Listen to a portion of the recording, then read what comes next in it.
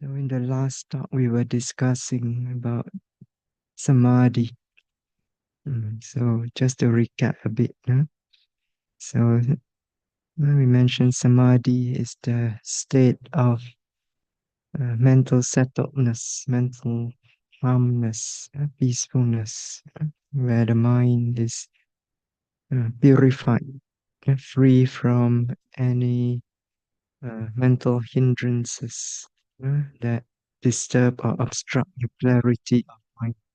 Okay, so hindrances such as sense desire, ill will, sloth and torpor, restlessness and remorse, and wavering doubt. Mm. And so when the mind is free from these hindrances with nothing to disturb it, so the mind itself becomes calm, peaceful, tranquil, undisturbed. So it's able to then settle down uh, onto the object and remain undistracted and focus on the object. And we also mentioned that in order to develop this samadhi, we need to shut the door of the senses with mindfulness. This means that every time when you experience an object through any of the six sense doors, so you bring mindfulness to bear on the experience of the object. You note the experience of the object with mindfulness. So with mindfulness present when experiencing the object, the mind will be restrained even as it is experiencing the object. You'll be able to remain detached from the experience of the object. It doesn't get involved with the object. And so, due to the restraint of mindfulness, the mind does not reach out and grasp at the object with attachment or desire. It also does not run away from the object, reject the object, refuse it, push it away out of dislike or aversion. Okay? So in this way, mindfulness is able to keep the mind still, steady, and firm in the bare awareness of the object, untouched, unaffected by the object. So in this way, the mind becomes like a still candle flame in a room without any wind blowing. So it's still, it's steady, like the candle flame. It does not flicker, it does not waver. It shines brightly and clearly, illuminating the object that it is experiencing. So the mind develops clarity, which reveals the true nature of the object. Mm. So by continuously developing this stillness and steadiness of mind with each mindful noting, over time, samadhi develops.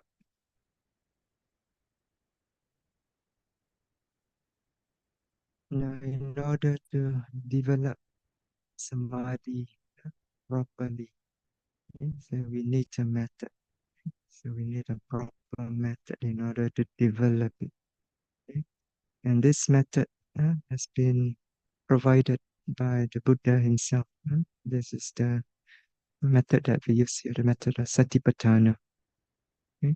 So through the method of Satipatthana, okay? So by mindfully noting, continuously noting, precisely noting, energetically, huh? So gradually you'll be able to develop mindfulness and concentration. Okay? Mm. But Satipatthana is not only a way to develop mindfulness and concentration. Mm. More importantly, Satipatthana is also a way to develop vipassana the insight that leads to liberation from suffering. Mm, mm. In fact, the primary purpose of the practice of Satipatthana is to develop this insight that leads to liberation from suffering. Mm. That's why in the opening of the Satipatthana Sutta, the Buddha says this path is the only way. This path means the Satipatthana.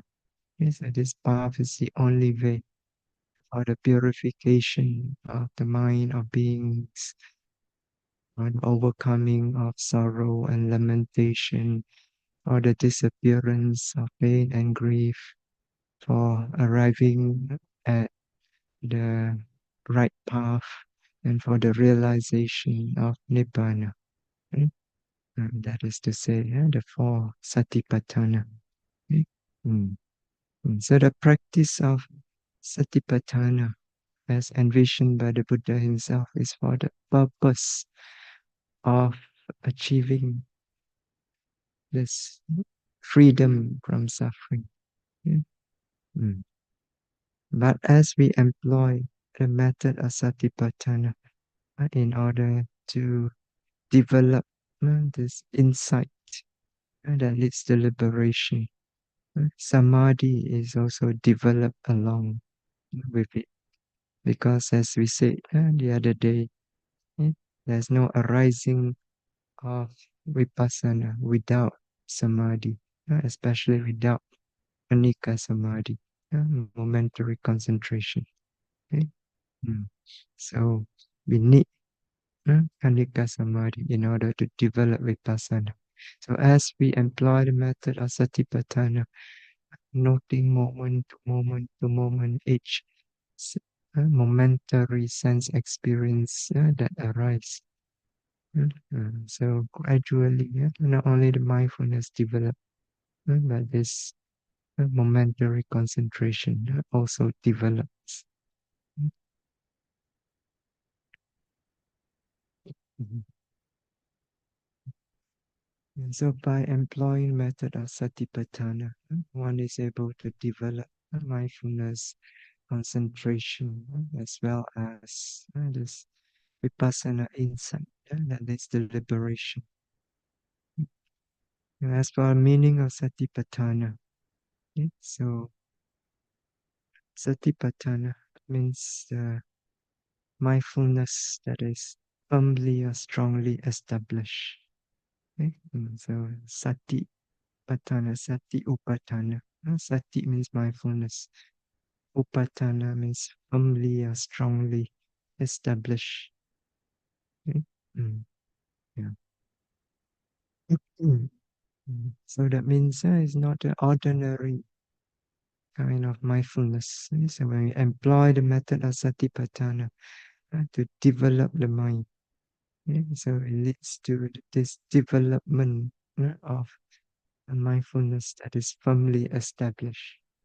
So firmly established means mindfulness is developed to a point whereby it is occurring with unbroken continuity. That means it's occurring moment to moment to moment to moment, continuously without a break. So unbroken continuity. Each moment when it's occurring with strength, with momentum, with precision that brings about clarity with regards to the nature of the object that is noted. Okay? So this is what it means, mindfulness that is firmly established. Okay, so satipatthana means mindfulness that is firmly established. Okay, so, but what is mindfulness? So as a yogi, we must understand what is mindfulness clearly. Okay? And because we here in our practice, we are developing mindfulness. We are noting every moment when we note. We are supposed to note with mindfulness. So we must know clearly what mindfulness is. If we do not know clearly what mindfulness is, then we cannot be sure that we are practicing correctly. Okay? So, so in Pali, the word mindfulness sati.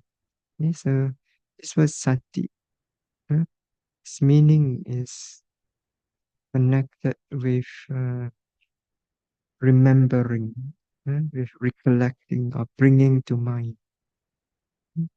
So, and often it is connected with memory. That means remembering or recollecting or bringing to mind something that has happened uh, in the past or something that has been experienced in the past. Okay? Mm. So, for example, in the Indriya Samyutta, in the Vibhanga Sutta. Okay? So Indriya Samyutta deals with the controlling faculties. Okay? So, so among the five controlling faculties is Satindriya, the controlling faculty of mindfulness, mental controlling faculty of mindfulness. Okay? Mm. So in this sutta, Buddha analyzes the controlling faculty. Okay?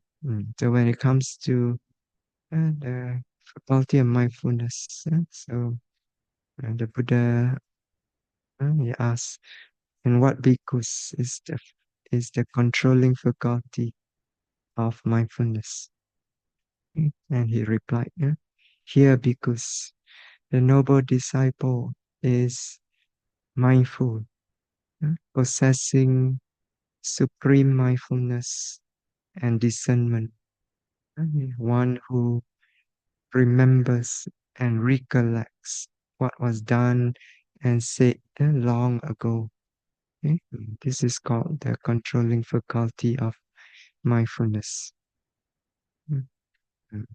So here in this passage, uh, mindfulness mindfulness is involved in remembering, recollecting, or bringing to mind uh, events that has happened in the past. So, so in the passage we just quoted, mindfulness is involved in remembering, recollecting, bringing to mind something that has happened in the past. That means it takes a past object. Okay? But mindfulness does not necessarily takes only just a past object. Okay? It can also take the object in the present. Okay? The object that is occurring or experience of the object that is occurring in the present. Okay? That means bringing to mind the present object. Okay? So this is the case of the practice of Satipatthana Vipassana. Right? So when we practice Satipatthana Vipassana meditation, okay, so the mindfulness is not remembering or recollecting or bringing to mind something that you have remembered from the past. Okay? So we don't take a past object. Okay? Rather, mindfulness is employed in recollecting, bringing to mind clearly the sense experience in the present moment. Okay? So, for example, if in the present moment rising is occurring, okay? So when mindfulness is present, immediately it brings that rising into the mind, okay? And it holds that object in the mind continuously. Yeah? And you note it continuously from beginning to the end uh, till it disappears. Okay? Does not let it go. Mm. Mm. Yeah, so next, yeah, so the next moment, the next present moment, falling occur again. It brings the falling movement into the mind, and it holds it there. And it continuously note the falling movement from beginning to the end. Okay? Mm. Yeah. So it note the present object. Okay, it brings it into the mind and notes it. Right. Mm. So even within one rising or one falling.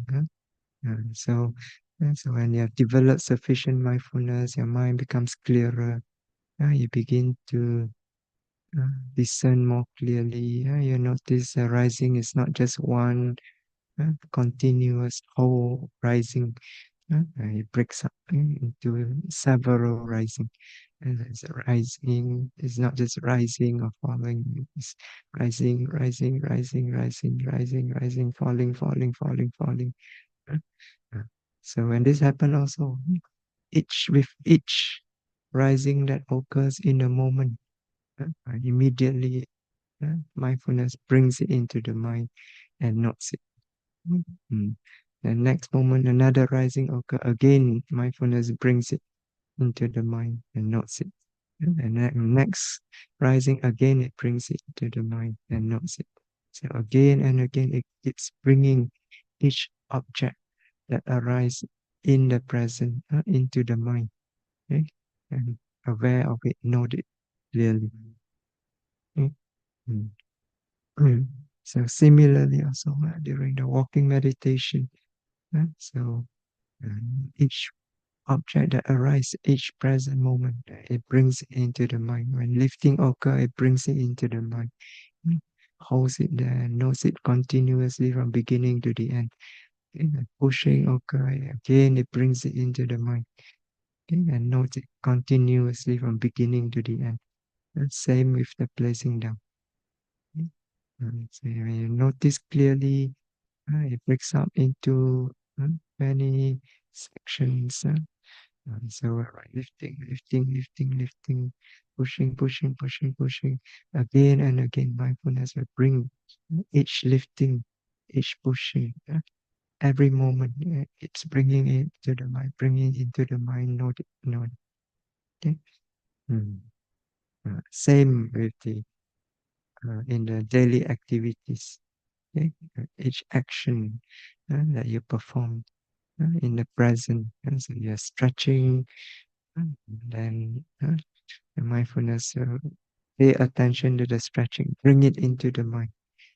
Okay? Hold it in the mind and follow it continuously from beginning to the end of the stretching.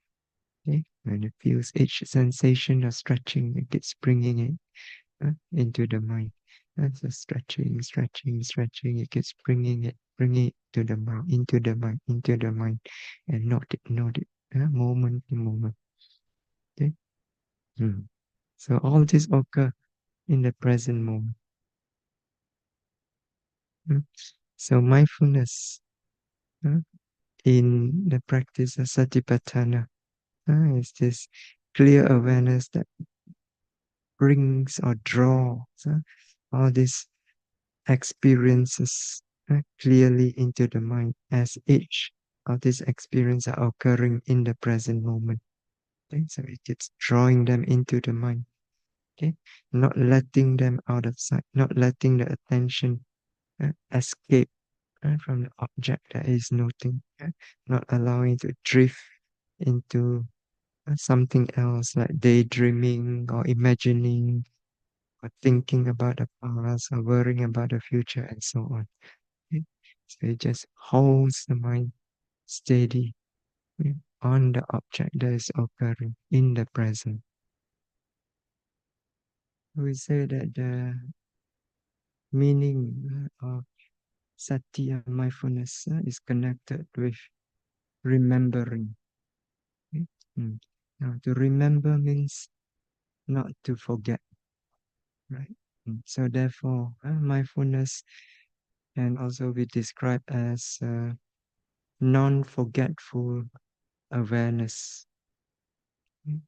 Awareness that does not forget its object. Okay? So mindfulness never forgets its object. Okay? So when mindfulness is present in the mind and it is strong. So the mind never forgets the object that is experiencing. Okay? Mm. So because of the strength of the mindfulness, the mind never abandons its object, never forgets it. Okay? Mm. But when mindfulness is weak, not sufficiently developed yet, like for example, when you first begin your retreat, so sufficiently developed yet, right? So and then you find that the mind keeps forgetting this object, keeps drifting away from the object. You're not rising, falling a few times, your mind already drift away. uh, Sometimes you don't even know that the mind has wandered away. Okay? Uh, this happened because the nature of when mindfulness is weak, the nature of non-forgetfulness is still weak. Okay? Mm. So therefore, it keeps forgetting. It cannot, mindfulness cannot exercise its function of not forgetting properly. Okay? Mm. Yeah. So when it's weak like this, what do you do? Yeah? You need to help mindfulness. Okay? So by reminding it, uh, you cannot remember itself, so you have to remind it. Okay? Mm. So just as when the person who has a weak legs, right? So he cannot walk properly. So you have to help the person. What do? You give the person a crutch or a walking stick, okay, to support him. And then with that support of the walking stick or the crutch, he can walk properly. Okay. So similarly, when mindfulness is still weak, uh, you need to help it. You need to give it a crutch or a walking stick. Okay. So what is this crutch or walking stick? It's labeling. Okay. And so even as you're trying to note rising, falling, you put the label on the experience. Okay. So you note rising, the label rising, falling. Okay. Mm. So, so the label uh, is like a reminder because the mind is forgetting. And so the label there is a reminder to the mind. The label points to the object. Yeah? So it's like reminding the mind, go to the object, not the object. So you keep using the label, rising, keep pointing there, keep reminding the mind, and that it must not continuously. Okay? Mm. So, so you can help mindfulness develop by means of labeling. Okay? So you find that the noting is not continuous, your mind keeps wandering here and there, it's forgetting the object that you're supposed to be noting. Then you have to put in the labeling. Okay? So that's why in the beginning, we instruct the yogis, because beginning the mindfulness is not sufficiently developed. Okay? So use the label uh, when you are noting. Okay? Mm. Mm. So with the labeling, you keep noting continuously. Remember to note. Okay? So after some time, the mindfulness develop, becomes stronger and stronger and stronger. Okay? Mm.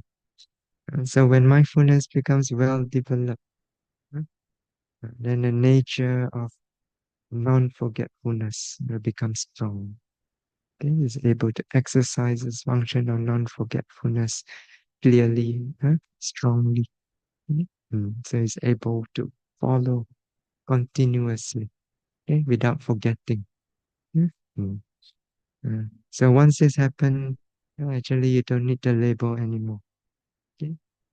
So the mind will be able to follow each object by itself from beginning to the end with complete wholehearted attention, which never forget the object, never forsake or abandon the object.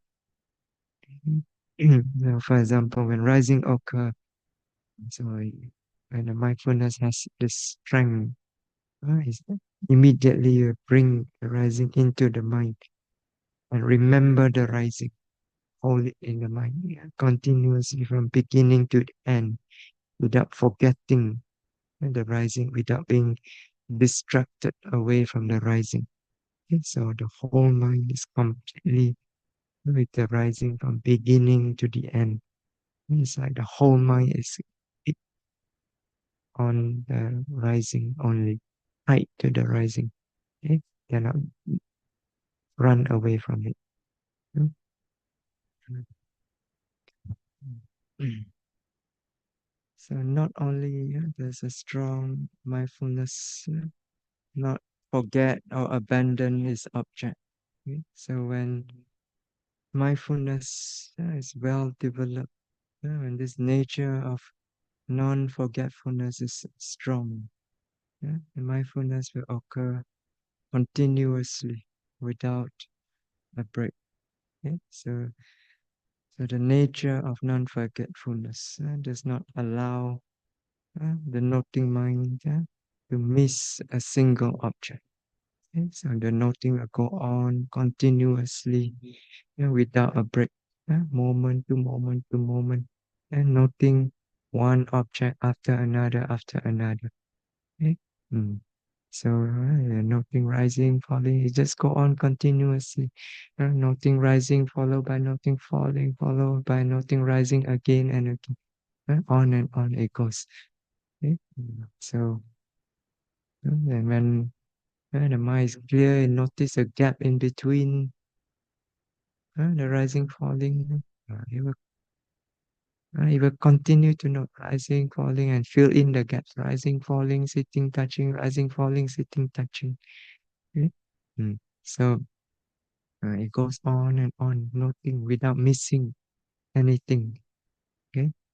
So a secondary object arise also, like pain arise, and noting rising, falling, pain arise, and tension without a break uh, goes to the pain and note it continuously, note the whole process of the pain continuously from beginning to the end, and when the pain finally disappear without a break, without a gap in the noting, immediately the attention turns back to the primary object and it continue noting on and on.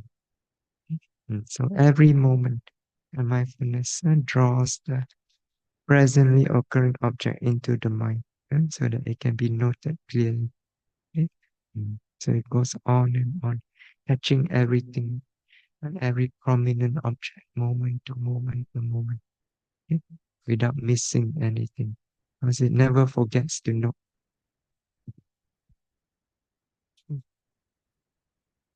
We stop here tonight. Do some, do some.